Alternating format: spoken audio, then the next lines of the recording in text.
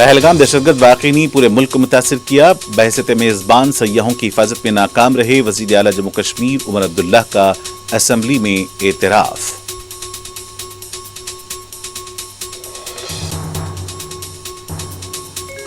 وقف قانون کے تحت نریندر مودی کی حکومت مسلمانوں کی مساجد، درگاہوں، خانقاہوں پر حملہ کر رہی ہے. پاکستان کو پھر سے گرے لسٹ میں شامل کیا جائے. اورنگ آباد میں مجلسی صدر بیرسٹر اسد الدین اویسی کی پریس کانفرنس.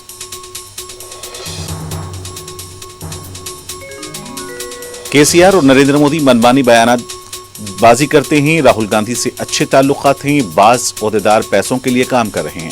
وزیر اعلیٰ تلنگانہ ریونت ریڈی کی میڈیا سے غیر رسمی بات چیت.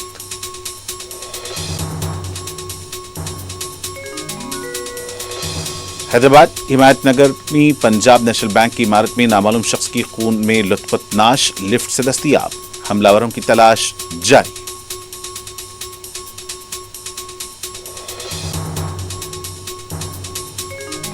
بودھانا اراضی معاملے پر حیدرآباد کے یاقوت پورہ میں ریئل اسٹیٹ تاجر اور ان کے ساتھیوں کے مکانات پر انفورسمنٹ ڈائریکٹوریٹ کا دھاوا.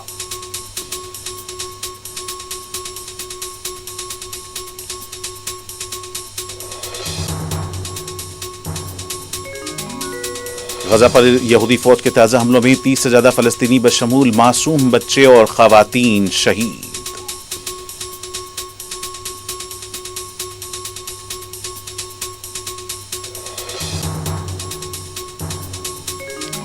اور یمن کے تارکین وطن کی ایک حراستی مرکز پر امریکی فضائیہ کی بمباری، کم از کم 80 سے زائد افراد ہلاک.